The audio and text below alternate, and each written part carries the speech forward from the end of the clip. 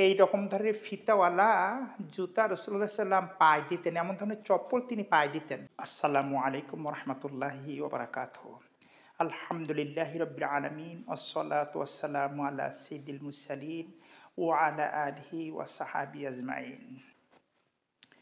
বন্ধুগণ, আমাদের নবী সাল্লাল্লাহু আলাইহি সাল্লাম কোন পোশাক পরতেন, কেমন পোশাক পরতেন, তিনি কোন ধরনের পোশাক ব্যবহার করতেন, কেমন ধরনের পাগড়ি, লাঠি, জুব্বা, জুতা, এমনি করে রাসূলুল্লাহ সাল্লাল্লাহু আলাইহি সাল্লাম যে জিনিসগুলো ব্যবহার করতেন আমরা হাদিসের মাধ্যমে সেগুলি কিন্তু জানতে পারি।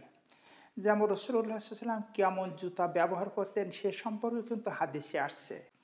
তার মানে রাসূলুল্লাহ সাল্লাল্লাহু আলাইহি সাল্লামের কোনো দিক যেন বাকি রাখেননি। রাসূলুল্লাহ সাল্লাল্লাহু আলাইহি সাল্লামের আদর্শটা আমাদেরকে গ্রহণ করতে হবে। সবকিছু কিন্তু আমরা জানতে পারি এবং সবকিছু কিন্তু খোলামেলাই বর্ণনা করেছেন।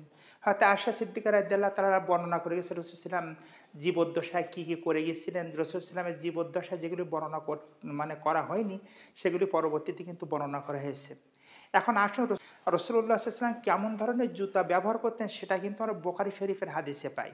বুখারী শরীফের ৫,৪৩৯ নম্বর হাদিস, হযরতে আনাস রাদিয়াল্লাহু তাআলা হতে বর্ণিত যে নবী করিম সাল্লাল্লাহু আলাইহি সাল্লামের চপ্পলে ২টা করে ফিতা ছিল।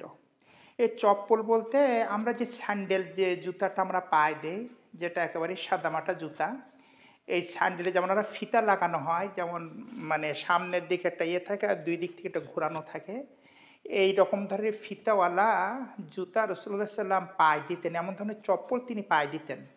তাহলে দেখেন রাসূলুল্লাহ সাল্লাম কতটা সাদামাটা জীবনযাপন করতেন। এই রকম ধরনের জুতা কিন্তু উনি ব্যবহার করতেন।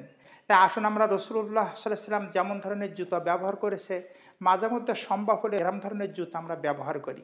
সম্মানিত দর্শক শ্রোতা মণ্ডলী, এই ছিল আমাদের আজকের ভিডিওটা ভালো লাগলে লাইক দেবেন। আপনি যদি চ্যানেলে নতুন হয়ে থাকেন তো অবশ্যই চ্যানেলটিকে ভালোবেসে সাবস্ক্রাইব করবেন। পরবর্তী আর কোনো ভিডিওতে দেখা হবে ইনশাআল্লাহ।